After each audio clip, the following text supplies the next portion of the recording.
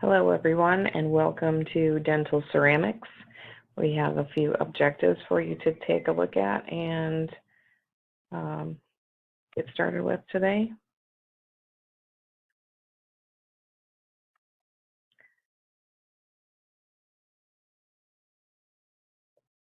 All right, so here are some of the objectives for this unit. You can stop the video and read those on your own, and here is another slide with some more objectives. And to get started, we'll talk about how dental ceramics are highly aesthetic. They are prone to fracture because they are brittle and somewhat weak, and this was a very big problem when ceramics came on the dental scene several years ago. They are used in high function areas which still can fracture, but they have become much more resistant to breakage. These dental ceramic restorations can be created only in the lab. Over the past 3 decades, ceramic materials have increased in strength and have been widely used with high levels of success. These indirect restorative materials are glass-based ceramics that have silica as their main component and have a glassy matrix.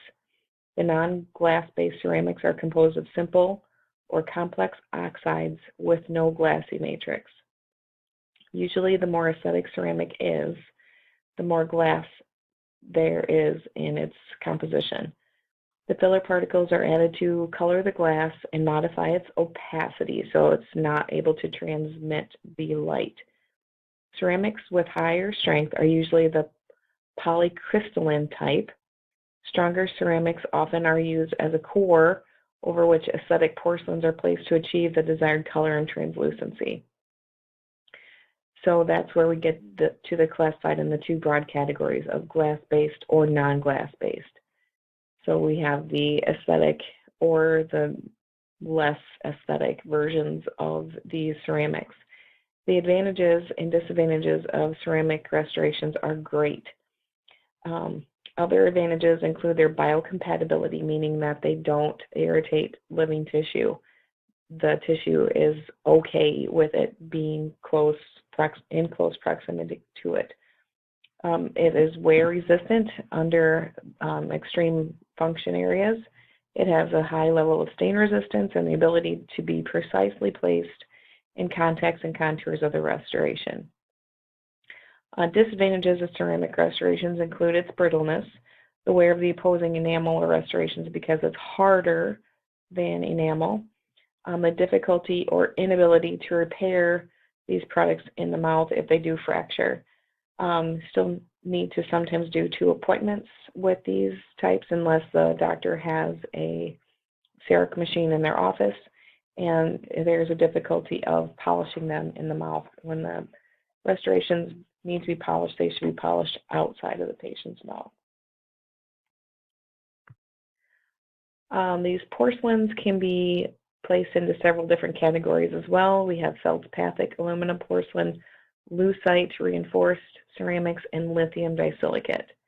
So the porcelain is a broad term that's used in dentistry to describe the class of tooth-colored material that's composed of feldspar, silica, or quartz, and kaolin, which are glass-like.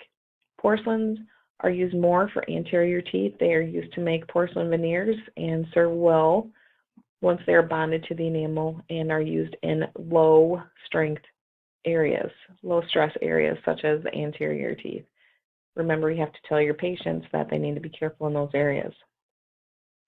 The feldspathic porcelain is manufactured from fine crystalline powders of alumina, feldspar, and silica oxide mixed with a flux of sodium or lithium carbonate. It's used frequently for veneers as well. It's very aesthetic. The alumina porcelain is about half aluminum oxide by weight and in a melted glass matrix. The lucite reinforced are materials reinforced with lucite crystals or lithium oxide. This material has more than tripled their fracture resistance, so it's a much more resistant material to use in high-stress areas. These reinforced ceramics work well for inlays, onlays, thicker veneers, and anterior crowns if they're bonded. The most strong type of ceramic is the lithium disilicate, which is composed of quartz, lithium dioxide, alumina, phosphor oxide, potassium oxide, and small amounts of other components. The resulting glass ceramic has high strength, good marginal integrity, and biocompatibility, which is unlike porcelain and can be used in both anterior and posterior areas of the mouth, which makes it a really great product to use wherever the patient may need a ceramic-based restoration. The non-glass-based ceramics, we have alumina and we have zirconia. For the zirconia type, we have to cement, and then they are working all the time in improving the aesthetics of these. So the alumina was developed as an alternative to the porcelain fused to metal crown. It does not have that metal substructure any longer, or at least the gray type of metal substructure. It has a crystalline matrix composed of alumina and an alumina magnesia or alumina zirconia mixture called spinel. Their zirconia ceramics are the strongest ceramic materials currently used in dentistry. They have the highest flexural strength and fracture toughness, at least twice as strong as the alumina-based ceramics. These crowns can be either cemented by resin cement or conventional cement, such as a ZOE or a glass ionomer, and they are not etched or silinated before cementation, meaning that they're very, very easy to cement the crown onto the tooth. Zirconia is much more opaque than the lithium disilicate ceramic, so to achieve better aesthetics, a layer of veneer porcelain can be added to the zirconia core to improve those aesthetics. Some properties of the ceramic materials. Ceramic materials are stiff and brittle, as we are well aware, and these properties contributed to the fracture of the weak feldspathic porcelain in those early clinical applications. Ceramic materials act as insulators in that they do not conduct heat or cold like our metal restorations do. They do, however, expand and contract when subjected to temperature changes, which is one of the reasons that they are so susceptible to fracture. Translucent material do allow the light to pass through the surfaces. The surface of a ceramic material may reflect light that hits it. How much of the light which is reflected is influenced by the surface polish and the basic structure of the ceramic material. The opaque ceramic material does not let light pass through them. It's reflected or absorbed by the material. The ceramic materials are considered to be among the most biocompatible of the restorative dental materials, and clinical studies have not shown an adverse tissue response to these materials. So here we have some photographs of traditional PFM crowns. We have the gray line that would show. We have another gray line here where these ceramic crowns with the metal substructure are, and then here we have it again. With the all ceramic crowns, we do not have to see that outline of the metal. And here is some examples of the all ceramic crowns. So instead of having this gray line here, we have a nice transition of tissue to tooth, and there's no hint of the grayness, and they are really works of art. And here's another example of before. We have restorations that are discolored and fractured. Restoration here, a gray line with a crown here, looks like a gray line crown here, and here is after with all aesthetic materials being used in this case. For processing of our ceramic materials, we have to go through some different steps. So sintering is one of the steps, and sintering occurs when the ceramic particles are heated to the point that they melt and fuse to adjacent particles at their borders. So when you think of sintering, think of those purple blocks that the person who brought the scanner and the camera to dental materials class when you were playing with how to take digital impressions. those purple crowns needed to be put in a hot oven to sinter to bring all of those pieces together. Slip casting is a processing technique where the ceramic powder is mixed with a water-based liquid to form a mass or a slip and pressed onto a porous refractory die that soaks up much of the water. This is something that happens in the lab where the lab techs are actually making and adding that material to the die. Heat pressing uses the lost wax technique, similar to that used in gold crowns, into an investment mold developed from a wax pattern that was burned out in the oven. So we still have to do that occasionally, even with ceramic restorations. We also have various pre-processed ceramic materials that are available in blocks for use with the CAD/CAM, Cerix, the 3 shapes, and that sort of thing for creating those restorations in-house.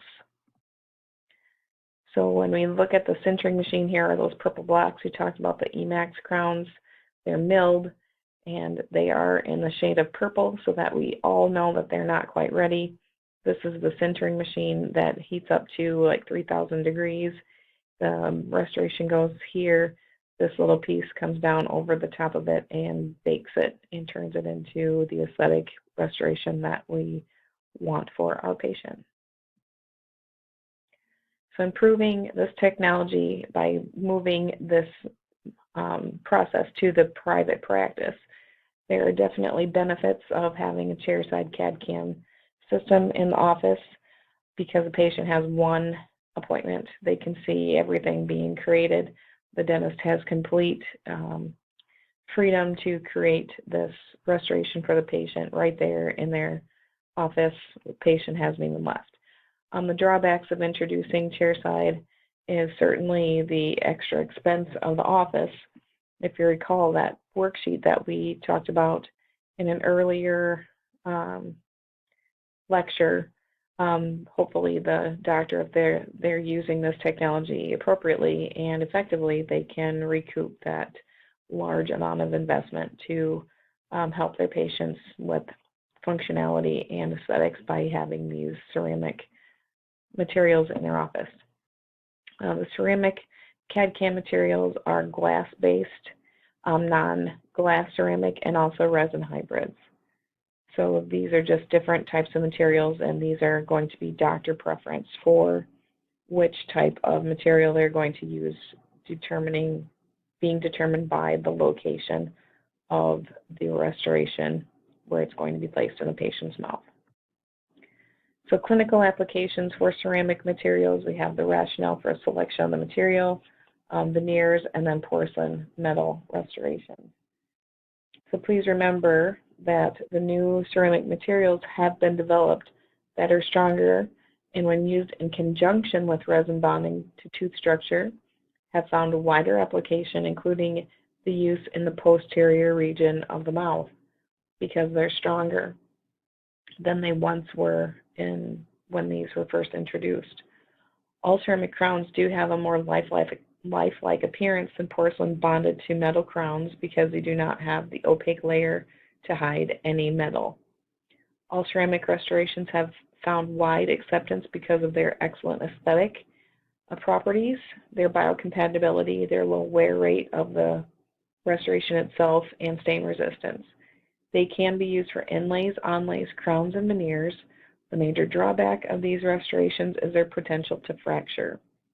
The advances in technology over the past decades have led to the development of those sophisticated computer-assisted design and computer-assisted machining, which is CAD/CAM, for general industry and for dental applications. Dental offices that have these systems can prepare and deliver the restorations in the same visit for their patients.